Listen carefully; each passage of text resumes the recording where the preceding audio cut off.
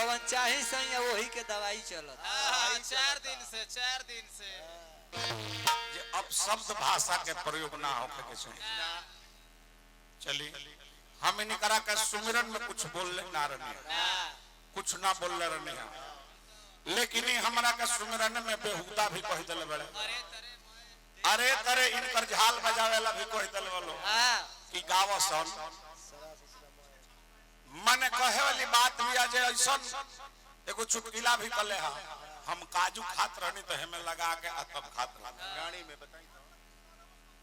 यहाँ तक कि हमरा से जिंदा के भी सरवा ससुरा भी कह देले वालो कहेली बात भी आज देखी माने लगे मानी के जे माने लायक होई से दुनिया के लोग मान जाई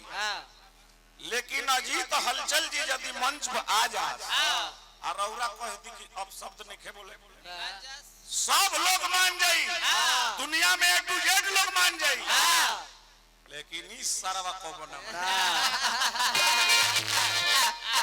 ई चुतिया ब्याह जी हाथ जोड़तनी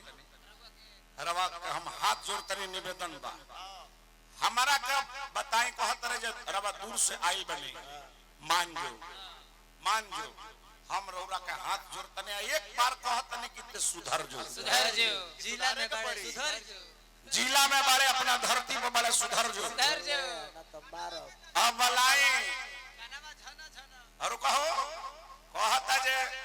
व्यास जी के पहले भाषा देखी यहाँ के बहुत बड़का गृहस्थ है यहाँ के बोरा वाला है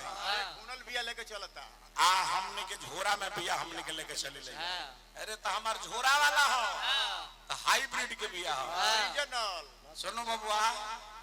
हमार झोरे के हो लेकिन हाइब्रिड हो तोर एक कोड़ा बा लेकिन खजड़ा हो ले आई बड़ा अब बताई हजारंग रौरा तो हमने के गार्जियन बनी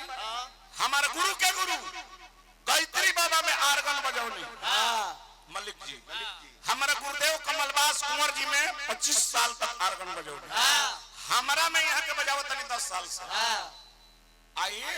मलिक जी के ई कहत रहे कि ई ससुरा राम राम राम से रौरा हम गोड़ पर कीर्तन रे सरवा मान जो रे ये तोर बयासी बिया भैया